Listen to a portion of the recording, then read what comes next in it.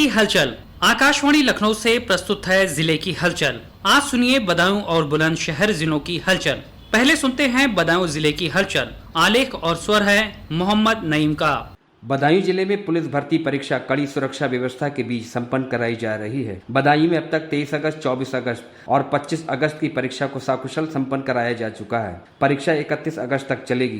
Police भर्ती परीक्षा के लिए बदायूं में 16 परीक्षा केंद्र बनाए गए हैं, जिनमें 2 पालियों में परीक्षा संपन्न कराई जा रही है। परीक्षा केंद्रों पर सुरक्षा व्यवस्था का खास इंतजाम किए गए हैं। बदायूं की जिलाधिकारी निधि श्रीवास्तव और वरिष्ठ पुलिस अधीक्षक डॉक्टर ब्रजेश सिंह अधिकारियों के साथ लगातार भ्रमण कर परीक्षा व्यवस्था का जायजा ले रहे हैं। जिलाधिकारी निधि श्रीवास्तव ने परीक्षा केंद्रों पर प्रकाश व्यवस्था, साफ सफाई व्यवस्था, सुरक्षा व्यवस्था, स्ट्रांग रूम का डबल लॉक आदि विभिन्न व्यवस्थाओं को दुरुस्त रखने के निर्देश दिए हैं। उन्होंने कहा कि परीक्षा को सकुशल, निष्पक्षता पूर्वक और शुचिता पूर्वक संपन्न कराया जा रहा है, जिसके लिए संबंधित विभिन्न पुलिस और प्रशासनिक अधिकारियों को निर्देशित किया गया है। बदायूं के अपर पुलिस अधीक्षक नगर अमित किशोर श्रीवास्तव ने बताया, बदायूं में कुल 16 परीक्षा केंद्रों पे पुलिस भर्ती की परीक्षाएं हम लोग करा रहे हैं। वरिष्ठ पुलिस अधीक्षक और जिलाधिकारी महोदय द्वारा भी जो भी शासन के जो निर्देश मिल रहे हैं समय समय पे उन सभी निर्देशों का पालन कराया जा रहा है और परीक्षा को जो है सकुशल संपन्न हम लोग कराएंगे।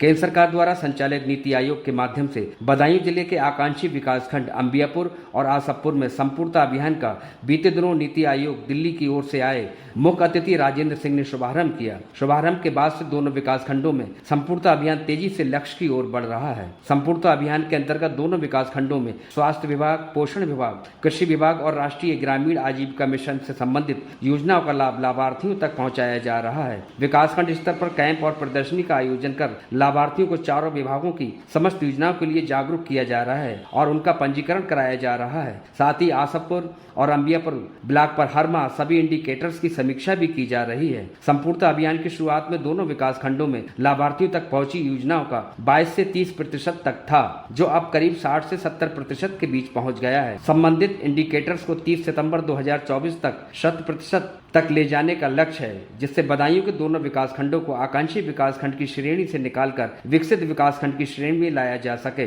बदायूं के मुख्य विकास अधिकारी केशव कुमार ने आकाशवाणी को बताया, संपूर्णता अभियान चलाया जा रहा है। इसमें आकांक्षात्मक विकास खंडों से संबंधित इंडिकेटर्स है, उनमें से 6 इंडिकेटर को चुना गया है नीति आयोग द्वारा और ये निर्देश दिए गए हैं कि इन 6 इंडिकेटर्स में जो चयनित आकांक्षात्मक ब्लॉक है वो जिस भी स्थिति में है, जितने भी परसेंटेज सैचुरेशन पे है, उसको इस अभियान के दौरान 100% तक पहुँचे। ये जो 6 इंडिकेटर हैं वो विभिन्न विभागों से संबंधित है। इनमें अंबियापुर ब्लॉक और आसफपुर ब्लॉक किसी में 22% पे है, किसी में 80% पे है, किसी इंडिकेटर में 70% पे है, किसी इंडिकेटर में 5% पे भी है।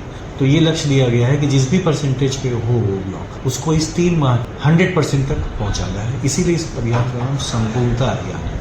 बदायूं सदर विधायक महेश चंद्र गुप्ता और जिलाधिकारी निधि श्रीवास्तव ने बीते दिनों डीपॉल स्कूल में जेई टीकाकरण का शुभारंभ किया। इस अभियान में जिले के 10,50,212 बच्चे जिनकी आयु 1 वर्ष से 15 वर्ष है, उन्हें जेई के टीके की एक खुराक दी जाएगी, जो कि दिमागी बुखार से रोग प्रतिरोधक क्षमता विकसित करने के लिए अति आवश्यक है। टीकाकरण आगामी 20 सितंबर 2024 तक 2 चरणों में चलेगा। इस दौरान जिलाधिकारी निधि श्रीवास्तव ने कहा कि बीमारी की गंभीरता, उसके बचाव के लिए टीकाकरण की आवश्यकता पर बल देते हुए बच्चों को टीका लगवाने के लिए प्रेरित किया गया है। उन्होंने जिला प्रशिक्षण अधिकारी से कहा कि कोई भी बच्चा टीकाकरण से वंचित न रहे। उन्होंने स्कूल में टीकाकरण करा रहे बच्चों से संवाद स्थापित करते हुए उनको गुलाब का फूल और चॉकलेट भेंट की। सदर विधायक महेश चंद्र गुप्ता ने बच्चों और अभिभावकों से अपने बच्चों को टीका लगवाने के साथ साथ अन्य बच्चों को भी टीका लगवाने के लिए प्रेरित करने का आह्वान किया। मुख्य चिकित्सा अधिकारी डॉक्टर रामेश्वर मिश्रा ने बताया कि 1 वर्ष से 15 वर्ष तक की आयु के सभी बच्चों को जापानी इंसेफेलाइटिस का टीका लगाया जाएगा। उन्होंने बताया कि टीकाकरण अभियान 2 चरणों में होगा, जिसमें प्रथम 2 सप्ताह स्कूलों में टीकाकरण कराया जाएगा और उससे अगले 2 सप्ताह में सामुदायिक स्वास्थ्य केंद्रों में जाकर टीकाकरण कराया जाएगा। बदायूं क्रीड़ा अधिकारी अमित रिछारिया ने बताया है कि खेल निदेशालय उत्तर प्रदेश लखनऊ के निर्देशों के अनुपालन में जिला खेल कार्यालय बदायूं द्वारा हॉकी के जादूगर स्वर्गीय मेजर ध्यानचंद के जन्म दिवस खेल दिवस के अवसर पर 14 वर्ष से कम आयु वर्ग के बालकों की जिला स्तरीय हॉकी खेल प्रतियोगिता का आयोजन 29 अगस्त 2024 को प्रातः 10:30 बजे स्पोर्ट स्टेडियम बदायूं के खेल मैदान में आयोजित किया जाएगा। बदायूं जिले की हलचल के बाद आइए सुनते हैं बुलंदशहर जिले की हलचल। आलेख है श्रीपाल सिंह का। बीते दिनों बुलंदशहर में काकोरी ट्रेन एक्शन कार्यक्रम को लेकर अलग अलग स्थानों पर कार्यक्रम हुए। बुलंदशहर में काकोरी ट्रेन एक्शन के शताब्दी वर्ष महोत्सव के अवसर पर आयोजित रक्तदान शिविर में युवाओं ने रक्तदान कर अमर शहीदों को श्रद्धांजलि अर्पित की। बाबू बनारसी दास जिला अस्पताल में राष्ट्रीय चेतना मिशन द्वारा स्वैच्छिक रक्तदान शिविर का आयोजन किया गया। इस कार्यक्रम की शुरुआत राज्य मंत्री नरेंद्र कश्यप और विधायक लक्ष्मी राज सिंह ने की। राज्य मंत्री नरेंद्र कश्यप ने शहीदों के सम्मान में रक्तदान कर रहे युवाओं को प्रोत्साहित किया और काकोरी घटना के ऐतिहासिक महत्व पर प्रकाश डाला। उन्होंने बताया कि इस घटना के 100 वर्ष पूरे होने पर सरकार साल भर विभिन्न कार्यक्रम आयोजित कर देश के अमर शहीदों को श्रद्धांजलि अर्पित करेगी। बुलंदशहर में केंद्रीय कानून मंत्री अर्जुन राम मेघवाल ने बांग्लादेश में हिंदुओं की सुरक्षा पर चिंता व्यक्त करते हुए इसको केंद्र सरकार की प्राथमिकता का मुद्दा बताया। अर्जुन राम मेघवाल ने कहा कि बांग्लादेश का मुद्दा सरकार के संज्ञान में है। विदेश मंत्री ने राज्यसभा और लोकसभा में इस मुद्दे को लेकर व्यापक बयान भी दिया है। वहाँ के हिंदुओं की सुरक्षा, वहाँ के स्टूडेंट की सुरक्षा और वहाँ के नागरिकों की सुरक्षा सरकार के लिए वरीयता का विषय है। केंद्रीय मंत्री ने वक्फ बोर्ड मामले पर कहा कि गरीब मुसलमानों को वक्फ कानून से फायदा नहीं हो रहा है।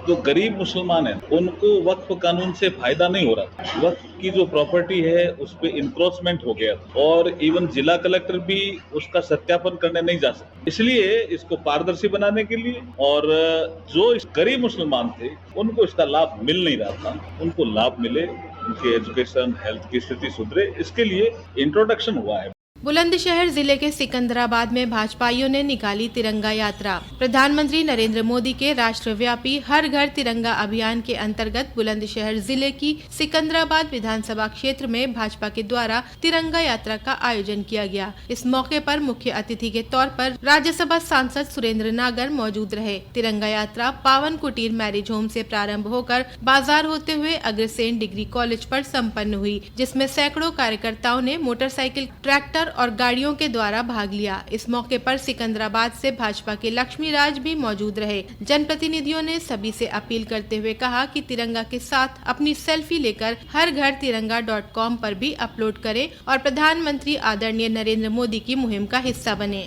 बुलंदशहर में मनाया गया विभाजन विभीषिका स्मृति दिवस। बुलंदशहर में बीते दिनों जिलाधिकारी चंद्र प्रकाश सिंह की उपस्थिति में डाइट हॉल में विभाजन विभीषिका स्मृति दिवस को मनाया गया। इस अवसर पर शहीदों को श्रद्धांजलि देकर उन्हें याद किया गया। इस मौके पर भारत के विभाजन के समय पाकिस्तान से विस्थापित परिवारों की पीड़ा को लघु फिल्म के द्वारा दिखाया गया। इस अवसर पर जिलाधिकारी चंद्र प्रकाश सिंह ने शहीदों को नमन करते हुए कहा कि भारत की आजादी के पूर्व विभाजन की जो विभीषिका झेलनी पड़ी थी वो बहुत ही कष्टकारी है। बुलंदशहर में बीते दिनों कलेक्ट्रेट सभागार में जिलाधिकारी की अध्यक्षता में जल जीवन मिशन कार्यक्रम के अंतर्गत पेयजल योजनाओं के कार्यों की समीक्षा बैठक संपन्न हुई। बैठक में जिलाधिकारी चंद्र प्रकाश सिंह ने ग्रामों में किए गए कार्यों के उपरांत समस्त सड़कों को पुनः ठीक करने का निर्देश दिया। सड़कें ठीक न मिलने पर संबंधित के विरुद्ध कड़ी कार्रवाई करने के निर्देश दिए। साथ ही चल रहे कार्यों एवं जल कनेक्शन को 100% पूर्ण करने के निर्देश भी दिए गए। 78वें स्वतंत्रता दिवस पर बुलंदशहर में हुआ भव्य कार्यक्रम। प्रदेश सरकार के मंत्री नरेंद्र कश्यप बतौर मुख्य अतिथि मौजूद रहे। 78वें स्वतंत्रता दिवस के अवसर पर कलेक्ट्रेट परिसर में जिलाधिकारी चंद्र प्रकाश सिंह द्वारा ध्वजारोहण कर राष्ट्रगान गाया गया। साथ ही जिलाधिकारी द्वारा उपस्थित कलेक्ट्रेट परिसर में सभी को पंच प्रण की शपथ दिलाई गई। इसके पश्चात राज्य मंत्री स्वतंत्र प्रभार, पिछड़ा वर्ग कल्याण एवं दिव्यांग जन सशक्तिकरण विभाग, उत्तर प्रदेश सरकार श्री नरेंद्र कश्यप द्वारा कलेक्ट्रेट परिसर में उपस्थित छात्रों की तिरंगा रैली का शुभारंभ कर प्रतिभाग भी किया गया। रैली के उपरांत मंत्री ने कलेक्ट्रेट सभागार में उपस्थित स्वतंत्रता संग्राम सेनानी, लोकतंत्र सेनानी व स्वतंत्रता संग्राम सेनानी के परिवारजनों को सम्मानित किया। कोलकाता की घटना का देश में हर तरफ विरोध हो रहा है। बुलंदशहर जिले में बीते सप्ताह डॉक्टर्स, व्यापारियों और अलग अलग समाज सेवी संगठनों ने एकजुटता दिखाते हुए शहर में कैंडल मार्च निकाला। इस दौरान नगर के अंसारी रोड से काला आम चौराहे तक कैंडल मार्च निकालते हुए घटना का विरोध किया गया। सड़कों पर उतरे लोगों ने घटना में शामिल आरोपियों के लिए फांसी की सजा की मांग की। ये था आकाशवाणी लखनऊ के क्षेत्रीय समाचार एकांश द्वारा प्रस्तुत जिले की हलचल का आज का अंक।